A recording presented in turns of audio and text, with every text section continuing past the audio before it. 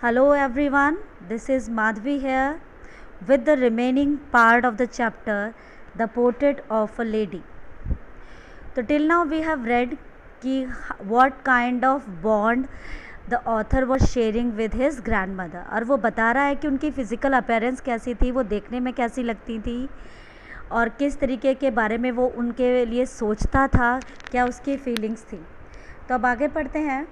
She had always been short and fat and slightly bent. Her face was crisscross of wrinkles running from everywhere to everywhere. वो बताता है कि वो छोटी height की थी, थोड़ी मोटी थी और आगे की तरफ झुकी हुई थी, और उनका फेस जो है पूरी तरीके से रिंकल से भरा हुआ था, और वो रिंकल्स थी क्रिस क्रॉस की तरह, जो कि उनके चेहरे पर हर जगह से शुरू होती हुई हर जगह जा रही थी। No, we were certain she had always been as we had known her. और वो कहता है कि हम हमेशा से यही सोचते हैं कि जैसा हमने उन्हें देखा है वो हमेशा से ऐसी ही थी। Old, so terribly old that she could not grown older. इतनी बूढ़ी थी कि वो इससे ज़्यादा और बूढ़ी हो ही नहीं सकती थी। And had stayed the same age for 20 years. और वो शायद 20 साल से इसी उम्र पर थी। She could not never been pretty, but she was always beautiful. हाँ, वो कभी प्रिटी नहीं थी, लेकिन वो हमेशा से ही ब्यूटीफुल थी। अब यहाँ प्रिटी और ब्यूटीफुल दोनों को ही हम खूबसूरती से रिलेट करते हैं, लेकिन प्रिटी होता है जब आपकी अपीयरेंस, आप फिज़िकली बहुत खूबसूरत हो, लेकिन ब्यूटी होता है तब जब कि आप दिल से खूबसूरत हो, आप मन से खूबसूरत हो, वो होता है प्रिटी होना। फिर आगे वो क्या कहता है। She hobbled about the house in spotless white with one hand resting on her waist to balance her stoop and the other tallying the beads of her rosary. और वो सारे दिन घर में हॉबल करती रहती थी। हॉबल मतलब to walk in an awkward way, वो इधर उधर घूमती रहती थी सारा दिन घर में, और उनकी जो ड्रेस थी, चाहे वो सूट पहनती थी या साड़ी, वो ऑथर ने नहीं लिखा है, वो स्पॉटलेस वाइट थी, यानी प्योर वाइट कलर के वो कपड़े पहना करती थी, और उनका एक हाथ अपनी कमर पे रहता था क्योंकि वो आगे को बैंड थी उसे संभालने के लिए, और दूसरा हाथ उनका माला जपता रहता था। Her silver locks were scattered untidily over her pale puckered face. और उनके सिल्वर लॉक्स यानी बाल, और सिल्वर इसलिए कहा गया है क्योंकि वो सफ़ेद थे, तो वो जो उनके सिल्वर लॉक्स थी वो उनके चेहरे पर अनटाइडेडली फैली रहती थी, उनके पीले रिंकल चेहरे पर। And her lips constantly moved in inaudible prayer, और उनके जो मूव्स लिप्स थे वो हमेशा इनऑडिबल प्रेयर करते रहते थे, यानी ऐसी प्रेयर, ऐसी प्रार्थना जो किसी को सुनाई नहीं देती थी। Yes, she was beautiful. हाँ, वो खूबसूरत थी। She was like the winter landscape in mountains, an expanse of pure white serenity, breathing peace and contentment. हाँ, वो खूबसूरत थी और उन्हें देखकर ऐसा लगता था कि हम एक माउंटेन लैंडस्केप देख रहे हैं जो कि विंटर में है। विंटर में क्या होता है, स्नो होती है माउंटेन्स पर, और स्नो होती है सफ़ेद रंग की, तो उन्हें देखकर ऐसा लगता था, क्योंकि उनके कपड़े भी सफ़ेद थे, उनके बाल भी सफ़ेद थे, तो ऐसा लगता था कि हम एक खूबसूरत सा लैंडस्केप देख रहे हैं जो कि विंटर में है। और expense of pure white serenity, यहाँ पर शांति, सेरेनिटी मतलब शांति, तो यहाँ पर उन्हें देखकर लगता था कि वो एक बिल्कुल स्वच्छ सफ़ेद शांति का प्रतीक हमें वहाँ प्रतीक नज़र आती थी, और जिनके अंदर पूरी तरीके से संतोष यानी संतुष्टि, कंटेंटमेंट, पीस यानी शांति समाई हुई थी। My grandmother and I were good friends, हम दोनों अच्छे दोस्त थे। My parents left me with her when they went to live in city and we were constantly together, और जब मेरे पेरेंट्स सिटी में सेटल डाउन होने गए तो उन्होंने मुझे मेरी दादी माँ के पास ही गाँव में छोड़ दिया। She used to wake me up in morning and get me ready for school. और वो मुझे सुबह उठाती थी और स्कूल के लिए तैयार करती थी। She said her morning prayers in a monotonous sing song while she bathed and dressed me in the hope that I would listen and get to know it by heart. और जब वो मुझे तैयार करती थी, नहलाती थी, तो वो जो उनकी प्रेयर थी वो एक बड़े ही बोरिंग तरीके से गाती थी, और उनका पर्पस ये था कि मैं उन्हें सुनूं और याद कर लूं। I listened because I loved her voice, but never bothered to learn it. हाँ, मैं सुनता था क्योंकि मुझे उनकी आवाज़ से प्यार था, लेकिन कभी याद करने की कोशिश नहीं की. Then she would fetch my wooden slate, which she had already washed and plastered with yellow chalk, a tiny earthen ink pot, and a red pen, tie them all in a bundle and hand it to me. और फिर वो मेरे लिए एक wooden slate, तख्ती कहते हैं ना, पहले ज़माने में क्या होता था, उस समय नोटबुक्स नहीं थी, तो तख्ती पे लिखा जाता था और उसके ऊपर एक लेप कर दिया जाता था चौक का, येलो चौक का, जिसे आप मुल्तानी मिट्टी भी कहते हैं. और वो मेरी दादी माँ मुझे वो प्लास्टर करके मुल्तानी मिट्टी से, साथ ही एक मिट्टी की इंक पॉट और एक रेड पेन, ये सारी चीज़ें एक बंडल में टाई करके मुझे दे दिया करती थी. After a breakfast of thick stale chapati with a little butter and sugar spread on it, we went to school. और फिर उसके बाद हम नाश्ता करते थे जिसमें एक मोटी स्टेल चपाती, स्टेल मीन्स बासी रोटी हुआ करती थी, उसके ऊपर थोड़ा मक्खन और शुगर स्प्रेड करके हम खाते थे और फिर हम स्कूल चले जाते थे. She carried several stale chapatis with her for the village dogs. और वो अपने साथ कई स्टेल चपातीज ले लेती थी ताकि वो विलेज के डॉग्स को खिला सकें. My grandmother always went to school with me because the school was attached to the temple. और मेरी दादी माँ हमेशा मेरे साथ स्कूल जाती थी क्योंकि जो मेरा स्कूल था वो टेम्पल से अटैच था. The priest taught us the alphabet and the morning prayer. और जो वहाँ का पुजारी था वही हमें पढ़ना लिखना सिखाता था और भजन भी सिखाता था. While the children sat in rows on either side of veranda singing the alphabet or the prayer in a chorus, My grandmother sat inside reading the scriptures. और जब बच्चे दो रोज़ बनाकर वरांडा में एक दूसरे के अपोजिट रोज़ बनाकर वो बैठ जाते थे और अल्फ़ाबेट्स ज़ोर ज़ोर से गाते थे, जैसे जैसे कि प्रीस्ट उन्हें सिखाता था, एक साथ मिलकर ज़ोर से. पहले स्कूल्स में ऐसे ही हुआ करता था, जो छोटे बच्चों को आज भी इसी तरीके से पढ़ाया जाता है कि उनको टेबल्स हों या अल्फ़ाबेट्स हों, ज़ोर ज़ोर से रिपीट कराए जाते हैं ताकि वो उनके मेमोरी में फ़िक्स हो जाएं. और मेरी ग्रैंडमदर वहीं मंदिर में बैठकर स्क्रिप्चर्स पढ़ा करती थी, ग्रंथ पढ़ा करती थी. अब यहाँ देखो एक और क्वालिटी उन्होंने ग्रैंडमदर की बताई. स्क्रिप्चर्स पढ़ा करती थी, it means she was literate, she was an educated lady. उस समय भी वो पढ़ी लिखी थी. When we had both finished, we would walk back together. This time the village dogs would meet us at the temple door. और जब हम दोनों ही अपना काम ख़त्म कर लेते थे, हम लौट कर चलते थे और इस समय हमें मंदिर के दरवाजे पर डॉग्स मिलते थे. They followed us to our home, growling and fighting with each other for the chapatis we threw to them. और वो हमारा पीछा हमारे घर तक करते थे, ग्रॉल करते हुए, फाइट करते हुए. ग्रॉल क्या होती है? इट्स अ लो गटरल साउंड जो थ्रोट से निकाली जाती है, लड़ते हुए चपातियों के लिए जो हम उन्हें दिया करते थे. When my parents were comfortably settled in the city, they sent for us. और जब मेरे पेरेंट्स सेटल हो गए सिटी में तो उन्होंने भी हमें वहाँ बुला लिया. That was a turning point in our friendship. और वो हमारी दोस्ती में एक नया मोड़ लेकर आया. Although we shared the same room, my grandmother no longer came to school with me. हालांकि हम रूम सेम ही शेयर करते थे, लेकिन अब मेरी दादी माँ मेरे साथ स्कूल नहीं आती थी. I used to go to an English school in a motor bus. अब मैं एक इंग्लिश स्कूल में जाता था और मोटर बस में जाया करता था. There were no dogs in the streets and she took to feeding sparrows in the courtyard of our city house. अब यहाँ विलेज के डॉग्स नहीं थे, गली के डॉग्स नहीं थे, तो अब वो क्या करती थी, क्या उन डॉग्स की जगह स्पैरोज़ ने ले ली थी जो हमारे उस सिटी वाले घर में कलेक्ट हो जाया करती थी उनके लिए. As the years rolled by, we saw less of each other. जैसे जैसे समय बीतता गया, अब हम एक दूसरे से कम बातें करने लगे. For some times, she continued to wake me up and get me ready for school.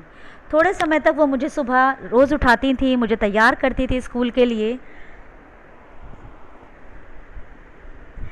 I would tell her English words and little things of Western science and learning. The law of gravity, Archimedes principle, the world being round, etc.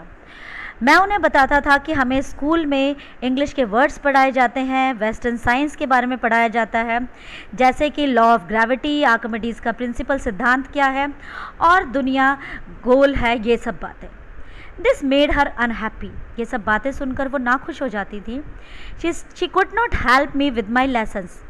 She did not believe in the things they taught at this English school and was distressed that there was no teaching about God and scriptures. और अब वो मेरी पढ़ाई में मेरी मदद नहीं कर पाती थी और उन्हें ये बिल्कुल भी अच्छा नहीं लगता था कि मैं एक इंग्लिश स्कूल में पढ़ता हूँ. और वो बहुत ज़्यादा डिस्ट्रेस थी, यानी दुखी थी इस बात को जानकर कि हमें गॉड और ग्रंथों के बारे में कुछ नहीं पढ़ाया जाता. One day I announce that we were being given music lessons. She was very disturb. एक दिन जब मैंने घर में आकर ये बताया कि अब हमें म्यूज़िक भी पढ़ाया जाएगा तो वो बहुत दुखी हो गई. To her music had lewd association. उनके हिसाब से जो ये म्यूज़िक था वो ल्यूड एसोसिएशन था, यानी कि लोअर काइंड का काम था ये. She was it was monopoly of harlots and beggars and not meant for gentle folk. उनके हिसाब से ये जो गाना बजाना है ये या तो बेगर्स का काम है या फिर हार्लट्स का. हार्लट्स मीन्स प्रोस्टिट्यूट्स. ये उन लोगों का काम है. हम जैसे जेंटल फॉक के लिए, जो कि समाज में का एक अच्छा हिस्सा है, उन लोगों के लिए ये गाना बजाना नहीं बना है. She said nothing but her silence meant disapproval. हालांकि उन्होंने कुछ नहीं कहा, लेकिन उनका जो साइलेंस था इसका मतलब ये था कि उन्हें ये सब कुछ पसंद नहीं. She rarely talk to me after that. और उसके बाद तो वो मुझसे बहुत रेयर ही बात करती थी. When I went up to university, I was given a room of my own. और जब मैं यूनिवर्सिटी में चला गया, कॉलेज में पहुंचा, तो मुझे एक अपना रूम दिया गया. The common link of friendship was snapped. और जो हम लोगों का कॉमन लिंक था, वो एक रूम जो हम शेयर करते थे, अब वो भी स्नैप कर लिया गया, यानी कि सडनली वो भी अलग हो गया. My grandmother accepted her seclusion with resignation. और उन्होंने seclusion means solitude. तो उन्होंने शी एक्सेप्टेड हर सेपरेशन, कि मैं और वो दोनों सेपरेट हुए. उन्होंने इस चीज़ के लिए कोई ऑब्जेक्शन नहीं किया, इस बात को उन्होंने एक्सेप्ट कर लिया. She rarely left her spinning wheel to talk to anyone. अब वो सारा समय अपना स्पिनिंग व्हील पर बिताती थी, बहुत कम किसी से बात किया करती थी. From sunrise to sunset she set by her wheel spinning and reciting prayers. सुबह से शाम तक वो वहीं स्पिनिंग करती रहती थी व्हील का, और प्रेयर्स गाती रहती थी. Only in the afternoon she relax for a while to feed the sparrow. बस थोड़े समय दोपहर को जब रिलैक्स फील करती थी वो, जिस समय स्पैरोज आती थी जब वो उन्हें खाना खिलाती थी. While she sat in veranda breaking the bread into little bits. Hundreds of little birds collected round her creating a veritable bedlam of chirping. और जब वो छोटे छोटे टुकड़ों में ब्रेड क्रम छोटे छोटे टुकड़े रोटी के करती थी उन बर्ड्स को खिलाने के लिए, तो सैकड़ों छोटी छोटी सी बर्ड्स जो हैं उनके चारों तरफ आकर बैठ जाती थी. और वेरिटेबल बेडलम और चिपिंग मतलब एक तरीके का नॉइज़ क्रिएट कर देती थी वो वहाँ पर, क्योंकि जब आपको पता है ये बहुत सारी बर्ड्स एक जगह कलेक्ट हो जाएंगी तो उनकी चिपिंग साउंड कई बार नॉइसी हो जाती है. वो कुछ लोग पसंद करते हैं, कुछ नहीं. तो यहाँ पर वो कहते हैं कि एक तरीके के से नॉइज़ क्रिएट कर देती थी वहाँ पर. Some came and perched on her legs, others on her shoulders. कुछ उनके पैरों पर, कुछ उनके कंधों पर बैठ जाती थी. Some even sat on her head, और कुछ तो उनके सर पर भी. She smiled but never shooed them away. वो सिर्फ स्माइल करती थी और उन्हें कभी नहीं भगाती थी. It used to be the happiest half hour of the day for her. और यही उनके पूरे दिन में दिन का आधा घंटा होता था जो कि उनके लिए बहुत खुशनुमा हुआ करता था. When I decided to go abroad for further studies, I was sure my grandmother would be upset. और जब मैंने डिसाइड किया कि मैं अब्रॉड जाऊंगा हायर स्टडीज़ के लिए, मुझे पूरा भरोसा था कि दादी माँ अपसेट हो जाएंगी, क्योंकि बच्चों को घर से दूर जाने देना उस समय नहीं पसंद किया जाता था. बड़े बूढ़े चाहते ही हैं, आज भी हमारे जो एल्डर्स हैं वो चाहते हैं कि उनके बच्चे उनके पास रहकर ही उनकी आंखों के सामने पड़े. तो उन्हें लगा मेरी दादी माँ भी डिस्टर्ब हो जाएगी. But my grandmother, I would be away for 5 years and at her age one could never tell. और मैं 5 साल के लिए दूर जाने वाला था और उनकी एज पर, जिस एज पर वो थी, उसका कोई भरोसा नहीं था. But my grandmother could, लेकिन मेरी दादी माँ का भरोसा कर सकती थी. She was not even sentimental. वो ज़्यादा इमोशनल नहीं थी. She came to leave me at the railway station but did not talk or show any emotion. वो मुझे छोड़ने के लिए, सी ऑफ करने के लिए स्टेशन तक आई, लेकिन उन्होंने ना तो मुझसे बात की ना ही कोई इमोशन शो किया. हर lips moved in prayer, her mind was lost in prayer. वो सिर्फ प्रेयर कर रही थी, उनका दिमाग प्रेयर में ही था. Her fingers were busy telling the beads of her rosary, और हाथों से माला जप रही थी लगातार. Silently she kissed my forehead, and when I left, I cherished the moist imprint as perhaps the last sign of physical contact between us. और वो शांति से चुपचाप मेरे पास आई, मेरे फोरहेड पे किस किया, और वो जो मॉइस्ट इम्प्रिंट था उनकी किस का मेरे माथे पर, वो मैंने cherish means to hold something for a long time, वही मैंने चैरिश करके रखा, ये सोचकर कि ये शायद लास्ट साइन है मेरे और उनके बीच फिजिकल कॉन्टैक्ट का. क्योंकि राइटर को लगता था कि शायद 5 साल बाद जब वो वापस आएगा तो वो उन्हें ज़िंदा नहीं मिलेंगे. But that was not so. लेकिन ऐसा नहीं था. After 5 years I came back home and was met by her at the station. लेकिन जब मैं 5 साल बाद वापस आया तो मुझे वो वहीं स्टेशन पर मिली, मुझे रिसीव करने के लिए. She did not look a day older. वो एक दिन भी ज़्यादा ओल्डर नहीं लग रही थी. She still had no time for words, and while she clasped me in her arm, I could hear her reciting her prayers. और वो उतनी बुरी लग रही थी जैसे उनसे हमेशा लगती आई थी. उन्होंने फिर भी उससे एक भी शब्द नहीं कहा, सिर्फ गले लगाया और अपनी प्रेयर्स करती रही. Even on the first day of my arrival, her happiest moments were with Sparrow, whom she fed longer and with frivolous rebukes. और उस दिन भी, हालांकि मैं 5 साल बाद, यानी राइटर 5 साल बाद आया, लेकिन फिर भी उनका हैप्पीएस्ट मोमेंट वही थे जब वो आधा घंटा बर्ड्स को फीड कराती थी. और उस दिन वो उन्हें झूठी मूठी डांट फटकार दे रही थी. फ्रिवलेस रिबुक्स यानी कि दिखावटी डांट फटकार दे रही थी. In the evening a change came over. और शाम को उनके अंदर एक चेंज आया. She did not pray. और उस दिन उन्होंने प्रे नहीं किया. She collected the women in the neighbourhood, got an old drum and started to sing. उन्होंने आसपास की औरतों को इकट्ठा किया, पड़ोस की, एक पुराना ढोलक लिया और उसे बजाकर गाना शुरू कर दिया. For several hours she thumbed the sagging skins of dilapidated drum and sang of the homecoming of the warriors. अब उन्होंने क्या करा कि वो उस ढोलक को लेके, thumb means to hit, sagging means sinking, dilapidated quite old, टूटी फूटी हालत में, तो वो उस ढोलक को बजाती रही, गाती रही वॉरियर्स के होम कमिंग के गाने. पहले टाइम में क्या हुआ करता था, जब युद्ध जीत कर सेना वापस आती थी तो उनकी शान में, उनकी प्रेज में गीत गाए जाते थे, तो वही वो गीत गाने लगी. For several That was first we had to persuade her to stop to avoid overstraining. हम लोगों ने उन्हें बहुत कहा, परसुएड किया, बहुत ज़ोर डाला कि अब आप रहने दीजिए, थक जाएंगी. That was first time since I had known her that she did not pray. क्योंकि वो पहली बार था मेरी लाइफ में जब मैंने देखा कि जब वो भजन प्रार्थना नहीं कर रही थी. The next morning she was taken ill. और अगले दिन वो बीमार पड़ गई. It was a mild fever and the doctor told us that it would go. एक हल्का फुल्का फीवर था, डॉक्टर ने कहा, और कहा कि जल्दी ठीक हो जाएंगे. But my grand mother thought differently. लेकिन मेरी दादी माँ कुछ अलग सोचती थी. She told us that her and was near. उन्होंने कहा कि नहीं, अब उनका अंतिम समय पास आ चुका. She said that since only a few hours before the close of the last chapter of her life she had omitted to prayer. She was not going to waste any more time talking to us. और उन्होंने हमसे कहा कि अब उनके ज़िंदगी का last chapter and होने वाला है, तो और उन्होंने इससे पहले कुछ घंटे प्रेयर नहीं की, वेस्ट कर दिए. अब वो प्रेयर ओमिट नहीं करेंगी. अब वो अपना कोई समय बर्बाद नहीं करेंगी किसी से बातचीत करने में, वो सिर्फ प्रेयर करेंगी, भगवान का नाम लेंगी. We protested but she ignore our protest. हमने विरोध किया लेकिन उन्होंने हमारे विरोध को ध्यान नहीं दिया. She lay peacefully in bed praying and telling her beads. और वो शांति से अपने बेड पर लेट गई और अपनी बीट्स को यानी माला फेरती रही. Even before we could suspect her lips stopped moving and the rosary fell down from her lifeless fingers. इससे पहले कि हम लोगों को शक भी होता, कुछ पता भी चलता कि दादी माँ को क्या हो रहा है, उनके लिप्स ने मूव करना बंद कर दिया और उनकी माला उनकी बेजान उंगलियों में से नीचे गिर गई.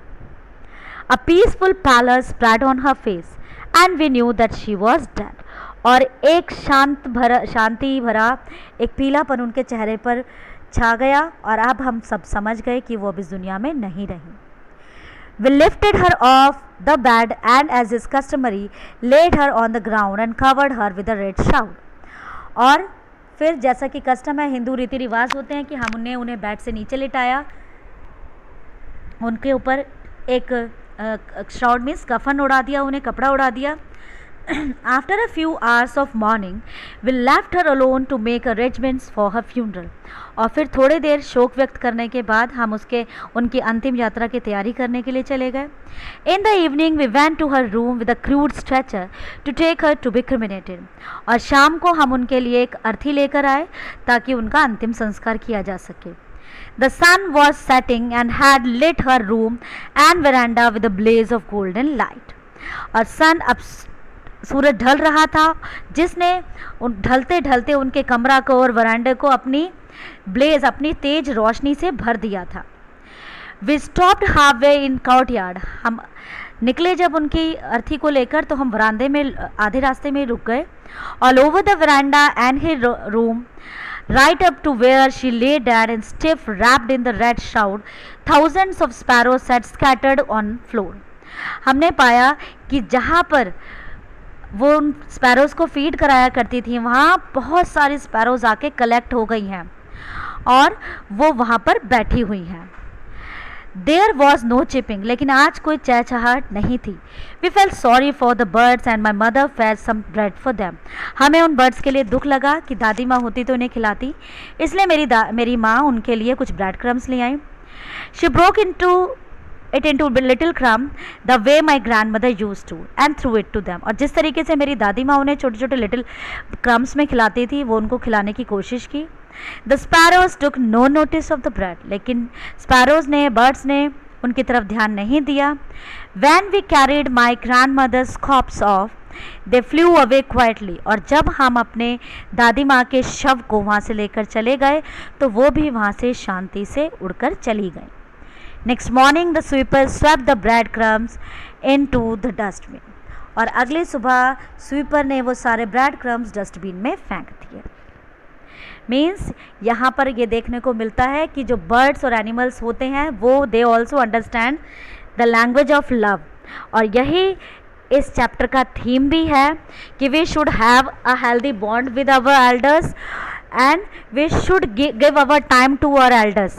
उन्हें अकेला नहीं छोड़ देना चाहिए, ठीक है. और साथ ही साथ इस दुनिया में हमें बर्ड्स और एनिमल्स के साथ भी कंपैशन रखना चाहिए.